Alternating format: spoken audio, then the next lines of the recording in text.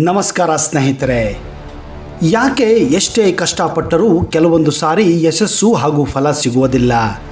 ಯಾಕೆ ಮನೆಯ ಮುಂದೆ ಬಾಗಿಲುಗಳಿಗೆ ಹಾಗೂ ವಾಹನಗಳಿಗೆ ನಿಂಬೆಹಣ್ಣು ಹಾಗೂ ಮೆಣಸಿನಕಾಯಿಯನ್ನು ಕಟ್ಟುತ್ತಾರೆ? ಯಾಕೆ ಸಾಯಂಕಾಲದ ನಂತರ ಅರಳಿ ಮರವನ್ನು ಸುತ್ತಬಾರದು? ಯಾಕೆ ನಾವು ನಮ್ಮ ಮನಸ್ಸನ್ನು ಹಾಗೂ ಮನೆಯನ್ನು ಶುದ್ಧವಾಗಿಟ್ಟುಕೊಳ್ಳಬೇಕು? ಇಂತಹ ಹಲವಾರು ಕುತೂಹಲಕಾರಿ ಪ್ರಶ್ನೆಗಳಿಗೆ ಈ ವಿಡಿಯೋ ನಿಮಗೆ ಉತ್ತರ ಕೊಡ್ತಾ ಇದೆ. ಒಂದು ವೇಳೆ ನೀವು ಈ ಚಾನಲನ್ನು ಇನ್ನೂ ಸಬ್ಸ್ಕ್ರೈಬ್ ಮಾಡದೇ ಇದ್ದರೆ ದಯವಿಟ್ಟು ಈಗಲೇ ಸಬ್ಸ್ಕ್ರೈಬ್ ಮಾಡಿ, ಜೊತೆಗೆ ಬೆಲ್ ಐಕನ್ ಕೂಡ ಪ್ರೆಸ್ ಮಾಡಿ.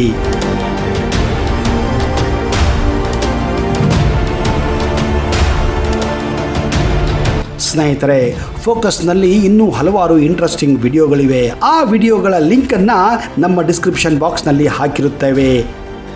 ಆ ವಿಡಿಯೋವನ್ನು ಈ ವಿಡಿಯೋ ನಂತರ ದಯವಿಟ್ಟು ನೋಡಿರಿ. ಕೆಲವರು ಪದೇ ಪದೇ ಹೇಳುವುದನ್ನು ನಾವು ಕೇಳಿದ್ದೇವೆ. ಗೆಳೆಯ, ಯಾಕೋ ನನ್ನ ಟೈಮೇ ಸರಿಯಿಲ್ಲ, ಮುಟ್ಟಿದ್ದೆಲ್ಲ ಮಣ್ಣಾಗ್ತಾ ಇದೆ, ಎಷ್ಟೇ ಕಷ್ಟಪಟ್ಟರೂ ಸುಖ ಇಲ್ಲ, ಶಾಂತಿ ಇಲ್ಲ ಎಂದು ಪದೇ ಪದೇ ಹೇಳಿದ್ದನ್ನು ನಾವು ನಮ್ಮ ಅಕ್ಕಪಕ್ಕದ ಜನರಿಂದ ಹಾಗೂ ಕೆಲವೊಮ್ಮೆ ನಮಗೂ ಕೂಡ ಅನಿಸುತ್ತದೆ. ಹಾಗಾದರೆ ಇದರ ಹಿಂದಿನ ನಿಗೂಢತೆ ಏನು ಎಂಬುದು ತಿಳಿಯುವುದು ಮೊದಲ ನಮ್ಮ ಕರ್ತವ್ಯ. ಈ ಸಂಸಾರದಲ್ಲಿ ಪ್ರತಿಯೊಬ್ಬ ಮನುಷ್ಯ ಮಾತೆ ಲಕ್ಷ್ಮಿಯ ಕೃಪೆಯಿಂದ ಈ ಸಂಸಾರದಲ್ಲಿ ಜೀವನದ ಸಮಸ್ತ ಸುಖ ಭೋಗಗಳನ್ನು, ಹಣ ವೈಭವವನ್ನು ಸಂಪಾದಿಸುತ್ತಾನೆ. ಆದರೆ ಇದರ ತದ್ವಿರುದ್ಧವಾಗಿ ಮನುಷ್ಯ ಬಡತನ, ಹಸಿವು, ನೋವು ಕೂಡ ಅನುಭವಿಸುತ್ತಾನೆ. ಎಷ್ಟೋ ಜನಕ್ಕೆ ಅರಿವಿದೆಯೋ ಇಲ್ಲವೋ ಗೊತ್ತಿಲ್ಲ. ಲಕ್ಷ್ಮಿಗೆ ಒಬ್ಬಳು ಅಕ್ಕ ಕೂಡ ಇದ್ದಳು. ಅವಳ ಹೆಸರೇ ದರಿದ್ರ ಲಕ್ಷ್ಮಿ. ದರಿದ್ರ ಲಕ್ಷ್ಮಿ ಹಾಗೂ ಲಕ್ಷ್ಮಿಯ ನಡುವೆ ಎಲ್ಲ ರೀತಿಯ ಗುಣ ಸ್ವಭಾವಗಳು ತದ್ವಿರುದ್ಧವಾಗಿದ್ದವು.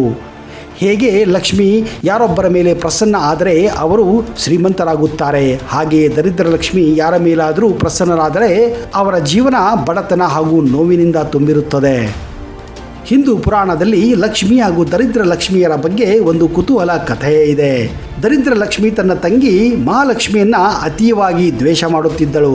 ಒಮ್ಮೆ ಲಕ್ಷ್ಮಿ ಹಾಗೂ ದರಿದ್ರ ಲಕ್ಷ್ಮಿ ನಡುವೆ ಒಂದು ಚಿಕ್ಕ ಜಗಳವೇ ಉಂಟಾಗುತ್ತದೆ. ಯಾಕಂದರೆ ದರಿದ್ರ ಲಕ್ಷ್ಮಿ ಮಹಾಲಕ್ಷ್ಮಿಗಿಂತ ಶ್ರೇಷ್ಠ ಎಂದು ಪದೇ ಪದೇ ಹೇಳುತ್ತಾ ಇದ್ದಳು. ಆದರೆ ಲಕ್ಷ್ಮಿ ಮೌನವಾಗಿ ನಕ್ಕು ಅವಳಿಗೆ ತಾನು ಮಾಡುವ ಕಾರ್ಯಗಳ ಬಗ್ಗೆ ಸಂಪೂರ್ಣವಾಗಿ ವಿವರ ನೀಡುತ್ತಾಳೆ. ಹಾಗೆಯೇ ಯಾಕೆ ಈ ಭೂಮಿಯ ಮೇಲೆ ಜನರು ತನ್ನನ್ನು ಪೂಜಿಸುತ್ತಾರೆ ಎಂದು ಕೂಡ ಹೇಳುತ್ತಾಳೆ. ತನ್ನನ್ನು ಭಕ್ತಿಯಿಂದ ಮನದಲ್ಲಿ ನಂದು ಮನೆಯನ್ನು, ಮನಸ್ಸನ್ನು ಶುದ್ಧಿ ಇಟ್ಟುಕೊಂಡು ನಮಸ್ಕರಿಸಿದರೆ ಅಂಥವರಿಗೆ ತನ್ನ ಕೃಪೆ ಯಾವಾಗಲೂ ಇರುತ್ತದೆ ಎಂದು ಹೇಳುತ್ತಾಳೆ. ಹಾಗೆಯೇ ತನ್ನನ್ನು ಭಕ್ತಿಯಿಂದ ಪೂಜಿಸಿದರೆ ಎಂಥ ಬಡವರನ್ನು ಕೂಡ ಶ್ರೀಮಂತರನ್ನಾಗಿ ಮಾಡುತ್ತೇನೆ ಎಂದು ಅವಳು ಹೇಳುತ್ತಾಳೆ. ಎಂಥ ನೋವಿನಲ್ಲಿದ್ದರೂ ಕೂಡ ಅಂಥವರನ್ನು ಸಂತೋಷಗೊಳಿಸುತ್ತೇನೆ ಎಂದು ಲಕ್ಷ್ಮಿ ವಿನಯವಾಗಿ ಹೇಳುತ್ತಾಳೆ. ಒಬ್ಬ ಭಿಕ್ಷುಕನನ್ನು ಕೂಡ ರಾಜನನ್ನು ಮಾಡುವ ಶಕ್ತಿ ಅವಳಿಗಿದೆ ಎಂದು ಹೇಳುತ್ತಾಳೆ.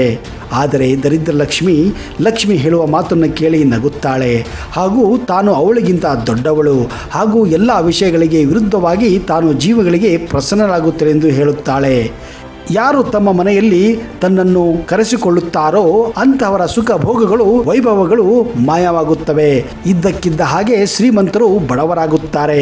ರಾಜ ಮಹಾರಾಜರು ಚಿಟಿಕೆ ಹೊಡೆಯುವುದರಲ್ಲಿ ಭಿಕಾರಿಗಳಾಗುತ್ತಾರೆ. ನಾನು ಎಲ್ಲಿ ಹೋಗುತ್ತೇನೋ ಅಲ್ಲಿ ಕಾಮ, ಮದ, ಲೋಭ ವಾಸಿಸುತ್ತದೆ ಎಂದು ಹೇಳಿ ಕೆಟ್ಟದಾಗಿ ನಗುತ್ತಾಳೆ. ಇದನ್ನೇ ಹೇಳುವುದು, ಯಾರು ಲಕ್ಷ್ಮಿಯನ್ನು ಪೂಜಿಸುತ್ತಾರೋ ಅವರ ಮನೆಯಲ್ಲಿ ಸುಖ, ಶಾಂತಿ, ಸಂತೋಷ, ವೈಭವ ಇರುತ್ತದೆ. ಅದೇ ರೀತಿ ಯಾರು ದರಿದ್ರ ಲಕ್ಷ್ಮಿಯನ್ನ ಮನೆಯಲ್ಲಿ ಸೇರಿಸಿಕೊಳ್ಳುತ್ತಾರೋ ಅವರಿಗೆ ನೋವು, ಕಟ್ಟಿಟ್ಟ ಬುತ್ತಿ. ಅದಕ್ಕೆ ಹೇಳುವುದು, ಯಾರು ತಮ್ಮ ಮನೆಯನ್ನ, ಮನಸ್ಸನ್ನ ಶುದ್ಧವಾಗಿ ಇಟ್ಟುಕೊಳ್ಳುತ್ತಾರೆ, ಎಲ್ಲರನ್ನೂ ಪ್ರೀತಿ ಪ್ರೇಮದಿಂದ ಮಾತನಾಡಿಸುತ್ತಾರೋ, ಎಲ್ಲರಿಗೂ ಒಳ್ಳೆಯದನ್ನು ಬಯಸುತ್ತಾರೋ ಅಂಥವರ ಮನೆಯಲ್ಲಿ ಲಕ್ಷ್ಮಿ ವಾಸಿಸುತ್ತಾಳೆ. ಅದೇ ಯಾರ ಮನೆಯಲ್ಲಿ ಪಾಪ, ದ್ವೇಷ, ಬೇರೆಯವರ ಬಗ್ಗೆ ಅಸೂಯೆ ಇರುತ್ತದೆಯೋ ಅಂಥವರ ಮನೆಯಲ್ಲಿ ದರಿದ್ರ ಲಕ್ಷ್ಮಿ ವಾಸಿಸುತ್ತಾಳೆ ಎಂದು ನಂಬುತ್ತಾರೆ. ಮಾನ್ಯತೆಯ ಪ್ರಕಾರ ದರಿದ್ರ ಲಕ್ಷ್ಮಿ ಹುಳಿ ಹಾಗೂ ಖಾರವನ್ನು ತುಂಬ ಇಷ್ಟಪಡುತ್ತಾಳೆ. ಇದೇ ಕಾರಣ ಪ್ರತಿ ಶುಕ್ರವಾರ ಹಾಗೂ ಅಮಾವಾಸ್ಯೆಯ ದಿನಗಳಂದು ದರಿದ್ರ ಲಕ್ಷ್ಮಿಯ ಓಡಾಟ ಸ್ವಲ್ಪ ಜಾಸ್ತಿನೇ ಇರುತ್ತದೆ ಹಾಗೂ ಅವಳ ಪ್ರಭಾವ ಸುತ್ತುತ್ತಾನೆ ಇರುತ್ತದೆ. ಹೀಗಾಗಿ ವಾಹನಗಳಿಗೆ ಹಾಗೂ ಮನೆಯ ಮುಂದೆ ಬಾಗಿಲುಗಳಿಗೆ ನಿಂಬೆಹಣ್ಣಿನ ಜೊತೆ ಮೆಣಸಿನಕಾಯಿಯನ್ನು ಕಟ್ಟಿ ನೇತು ಬಿಡುತ್ತಾರೆ.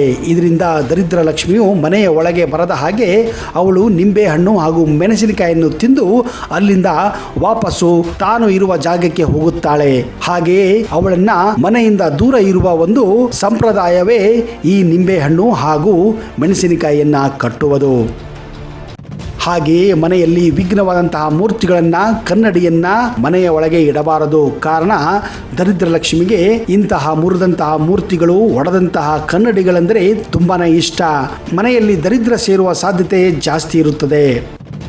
ಹಾಗೆಯೇ ದರಿದ್ರ ಲಕ್ಷ್ಮಿಗೆ ಹೊಲಸು ಅಂದರೆ ತುಂಬಾ ಇಷ್ಟ. ಎಲ್ಲಿ ಕಸ ಕಡ್ಡಿಗಳು ಇರುತ್ತವೋ ಅಂಥ ಸ್ಥಳದಲ್ಲಿ ದರಿದ್ರ ಲಕ್ಷ್ಮಿ ಬಂದು ವಾಸಿಸುವುದು ಸರ್ವೇ ಸಾಮಾನ್ಯ.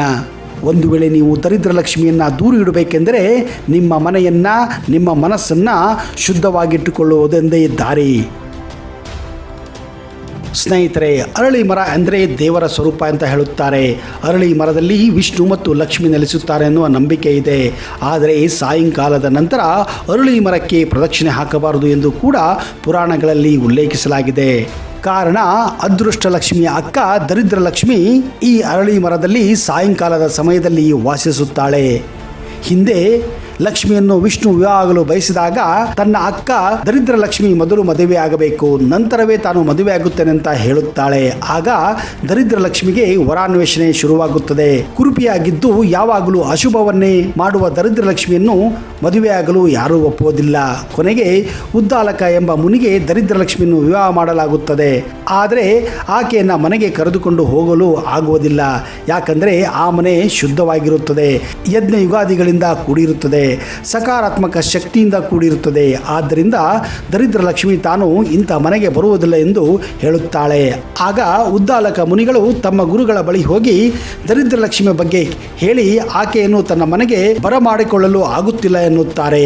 ಆಗ ಗುರುಗಳು ಆಕೆ ಯಾವ ಮನೆಯಲ್ಲಿ ಅಶುದ್ಧತೆ ಇರುತ್ತದೆಯೋ, ಪೂಜೆ ಪುನಸ್ಕಾರ ನಡೆಯುವುದಿಲ್ಲವೋ, ಯಾರು ಆಡಂಬರ ಜೀವನ ಮಾಡುತ್ತಾರೋ, ಯಾರು ಹೆಣ್ಣು ಮಕ್ಕಳಿಗೆ ಗೌರವ ನೀಡುವುದಿಲ್ಲವೋ ಅಂಥವರ ಮನೆಯಲ್ಲಿ ದರಿದ್ರ ಲಕ್ಷ್ಮಿ ವಾಸಿಸುತ್ತಾಳೆ.